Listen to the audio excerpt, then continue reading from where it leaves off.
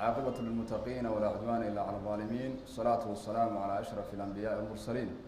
سيدنا وحبيبنا محمد بن عبد الله وعلى آله وصحبه أجمعين، وبعد. السلام عليكم ورحمة الله تعالى وبركاته. واللحدي بشا بركة سنة رمضان سنة كنا فربق لبي أفرتن كأو وافق سنة سديدة طبعا بشا أفراد لبكون يكوي لباتن iyo barnaamijkeeni su'aalaha bisha Ramadaan ee alaaba uu inooga jawaabo fadiilada Sheekh Maxamed Sheekh Umar Dirir. Su'aalaha maanta saa'ilka ama weydiyahan ku bilaabayna weydiye magaciisa ku soo koobay Cabbaas oo jooga magaalada Burco. Wuxuu Sheekh qadar intee leeg ba u dhaxayn kara labada aadaanka hore iyo aadaanka dambe ee salaada subax. Mase joojinaya cuntada hadii la yaadimo aniga oo afka ku haya. Su'aasha labaad gabadh ku soo koobtay magaceeda Nimco joogta bay tiri Soomaaliya may sheegin magaalada ay ka joogto. Sheekh waxa tiri intii aan inanta ahaa ee aan gurigeyga joogay waxaan iska dhigi jiray qof sooman kadibna guriga intaan galaaban waxaan doono cuni jiray balse markaan aan aqliyeystay ee aan weynaaday arrintii waan ka toobad keenay maxaad igula talin lahayd. Su'aasha saddexaad waxay leedahay gabadha soo qortay gabadha haddii Ramadaanno lagu yeesho markay qalaynayso ma waajiba inay isku xigsiiso Ramadaanadaas lagu yeeshay. Su'aasha afraad waxay tiri waa xamdo joogta magaalada Gaalkacyo waxay tiri Sheekh anigoo sooman ama waxay tiri ninkayga sooman ma dhukan karaa mase la fara kala ciyaari karaa oo si hadalka u soo qortay. Su'aasha ugu dambaysa su'aalaha la xiriira ahkaamta soonka wuxuu leeyahay qofka soo qoray waa gabadh magaceeda ku sheegtay Qadiijo oo joogta dalka Mareykanka waxay tiri Sheekh sodohday oo lagu lahaa soon qallaa oo dhimatay ma ka soomi karaa falyatafadal Sheekhu mashkuuran maajuuran.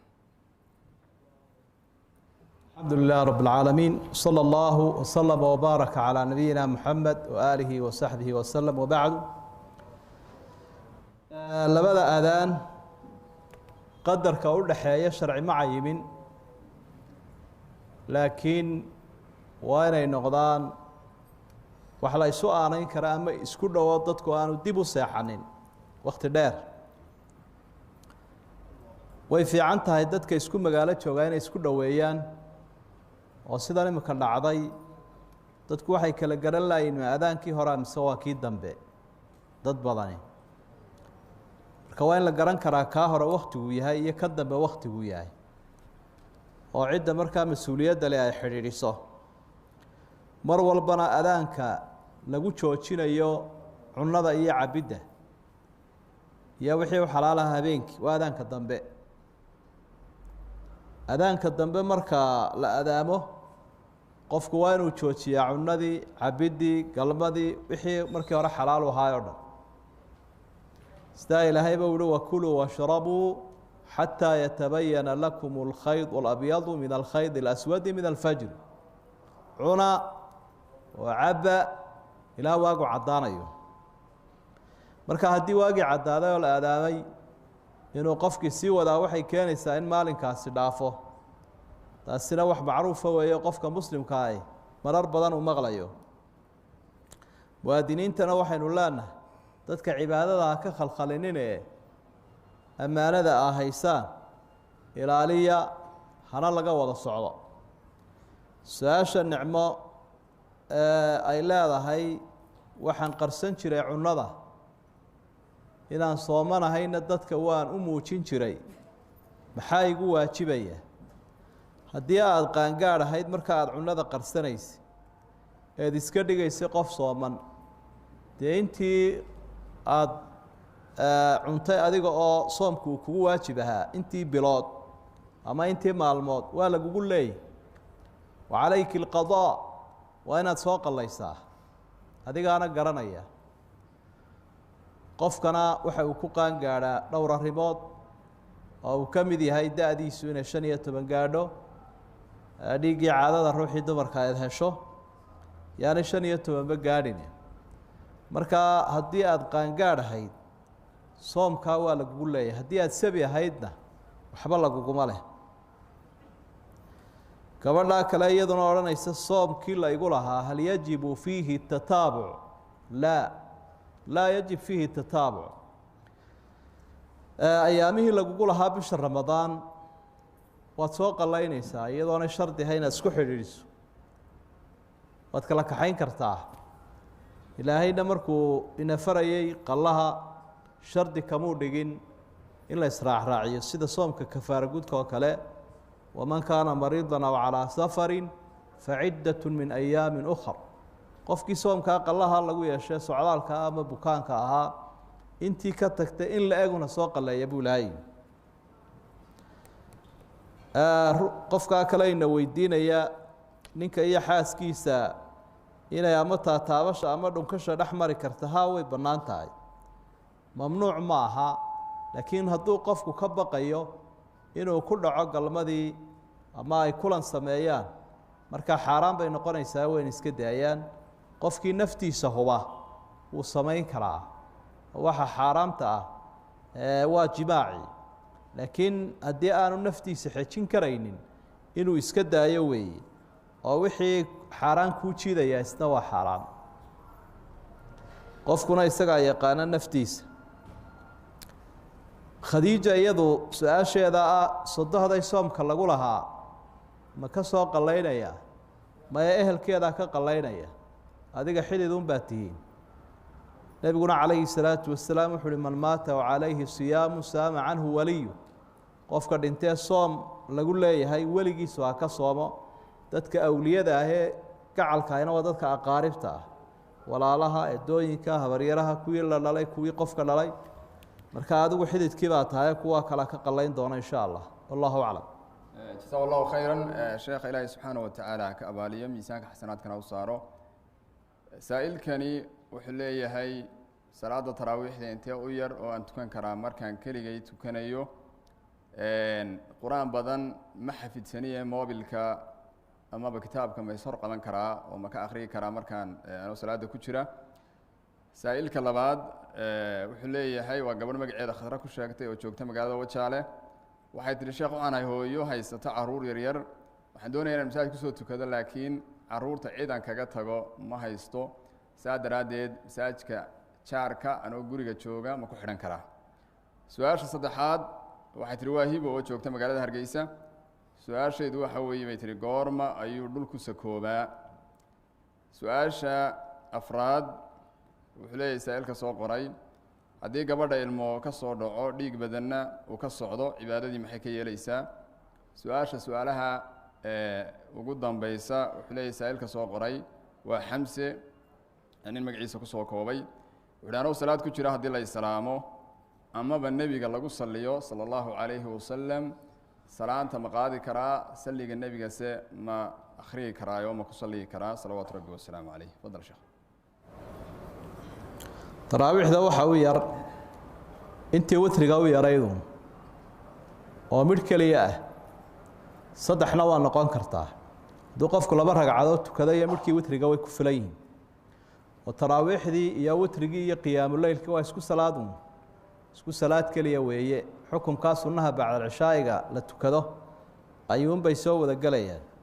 waxaa si fiican qofku inaanu ka yaraynin 3 iyo wix ilaa 11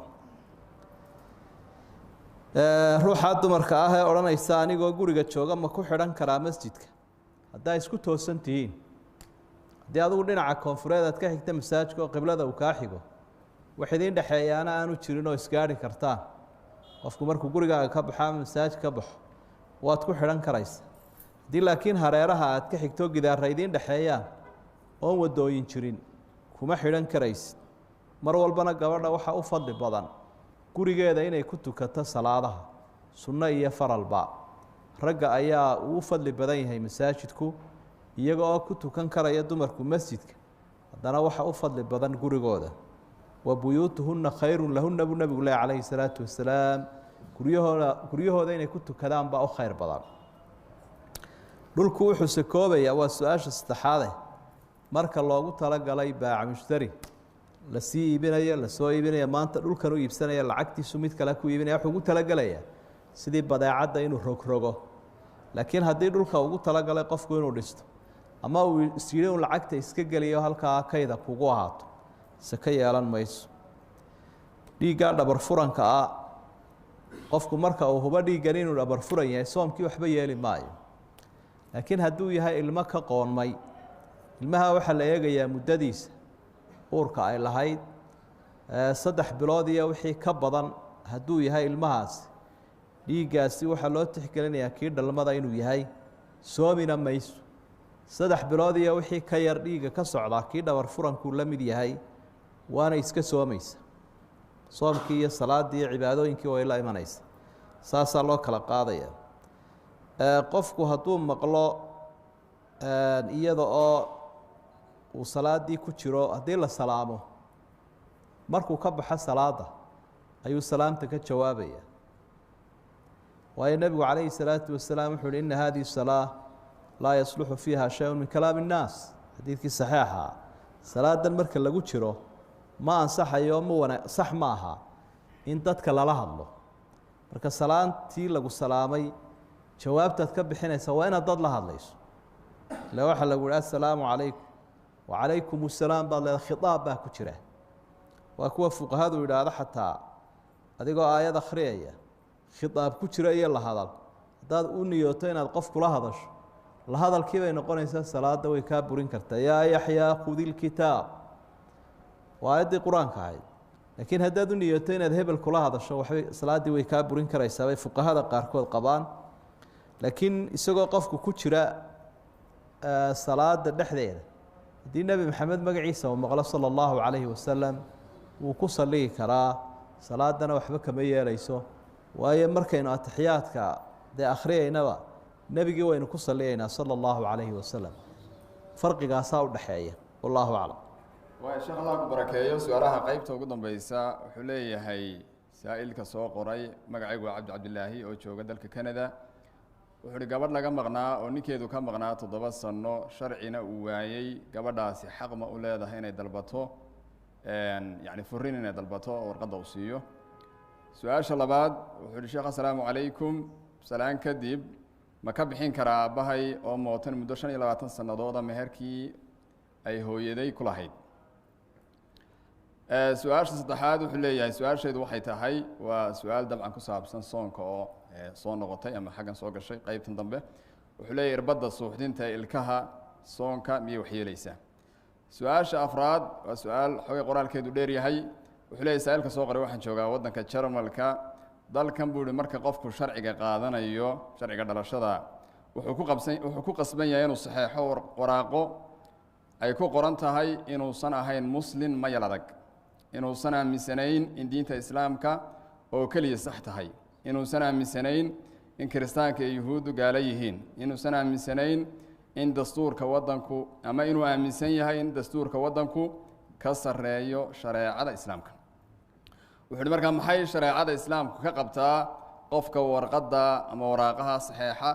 isaga oo aan aaminsanayn in waxa ku qorani ay yihiin markaasi wax saxa laakiinse dantuuni ay ku kalifayso oo uu doonayo jinsiyadda waddanka inuu qaato su-aasha ugu dambeysa saa'ilka soo qoray wuxuu leeyahay sheekh waa cumar oo jooga boorama sheekh haddii ninku xaaskiisa ku yidhaahdo ballantii dhexdeenna ahayd way dhammaatay furiin ma loo tixgelinaya fadal sheekh maxamed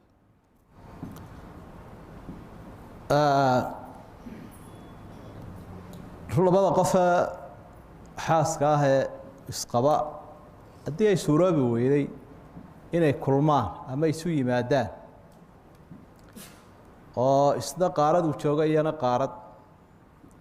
waxay isaga yaro badan tahay dadkan isxambaarku uu suuroobi waayo ama inay isdhoofiyaan waan ku dhoofinaya adii baa suuroobi weyday ma habboona markaa isagu inuu cadilo ruuxii dumarka ahayd oo mucallaqa uu ka dhiga sida qur-aankuba diiday mid deldelan oo ninna lahayn nin la-aanna ahayn markaa sida saxda ah waa inu iska fasaxo waa labada qof mucaamalo ay u baahan yihin taran bay u baahan yihin mar hadday u suuroobi waayo isu imaatinkii inuu iska fasaxo ayaa u fiican iyaduna way dalban kartaa kol hadday galmadii iyo mucaamaladii suuroobi weyday inuu furo way dalban kartaa cudurdaar baa jira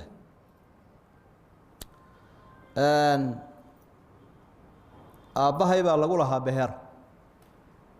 maxaan ka yeelayaa hadduu xoolo ka tegey xoolihiisaasaa laga bixinayaa oo deyntii iyo dardaaranka dabadeed baa wax la dhaxlaa sida qur-aanka ilaahay suuratu nisaa uu ku caddeeyey min bacdi wasiyatin tuusuuna biha aw deyn marka dayn baa lagu lahaa dhaxalkiisa laga jaraya haddii aanu markaa xoolo lahayn oo wax dhaxalo laga dhaxlo ka taga aanu jirinna ka tegey markaana idinkaa ka bixin doona dayntuna mar walba in laga dadaalo oo qofku intuu nool yahay oo meherka iyo daymahaba iska bixiyo isagay dan u tahay adduun iyo aakhiraba aakhirana darajadiisa ma gaadhaya buu nabigu tilmaamay calayhi salaatu wasalaam inta dayn lagu leeyahy irbadda suuxdinta haddii xubnaha meelaha qaarkood lagu suuxinayo si camaliyad loogu sameeyo oo dhammaantii aanay wada ahayn wuu iska isticmaali karaa qof soomkana waxayba yeeli mayso laakiin haddii isaga la wada suuxinayo oo kooma la gelinayo maalintaa wuu iska afurayaa waanu soo qalaynayaa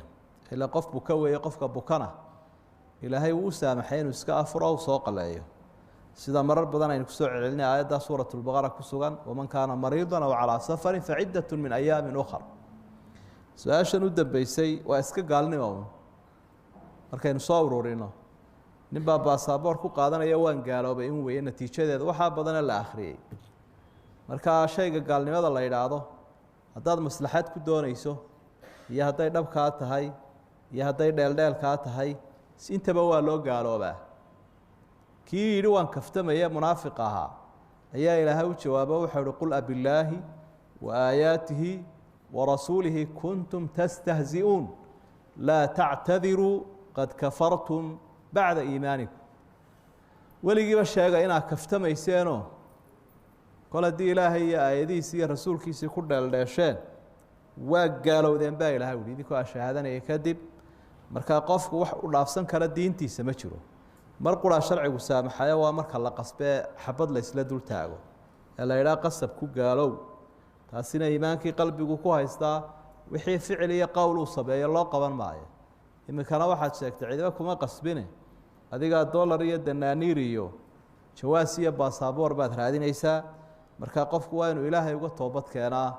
gaalnimadana deg deg uga hadhaayo uu ka baxaa maslaxadda uu ku raadinayo wallahu aclam sheekh su-aasha ugu dambeysa ninka cumar magaciisa kusoo koobay uu leeyahay haddii aan xaaskeyga ku idhaahdo ballantii dhexdeena ahayd way dhammaatay ma furmaysaa waxaa loo tixgelinayaa annaha kinaaya kuma cadda furiin laakiin waa erey sarbeeban ama maldahan waalkinaayatu taxtaaju ilaa niyati zawj inuu niyooday iyo in kalea la eegaya ereyga hadduu furiin u niyooday way ka furmaysaa haddaanu furiin u niyooninna ma furmayso wallahu aclam ilaahay subxaana watacaala sheekha ka abaaliyo innagana ilaahay cilmigiisa haynagu anfaco intaasaynu kusoo gebagabayna guud ahaanba barnaamijkii su-aalaha rabadaanta oo aynu si toosa ugala soconnay stuudiyaha masaajka rusheeye ee bartamaha magaalada hargeysa intaynu barnaamijkan mid la mida isugu iman doono waxaanu idinkaga tegaynaa sidaa iyo assalaamu calaykum waraxmat ullahi tacaala wabarakaatu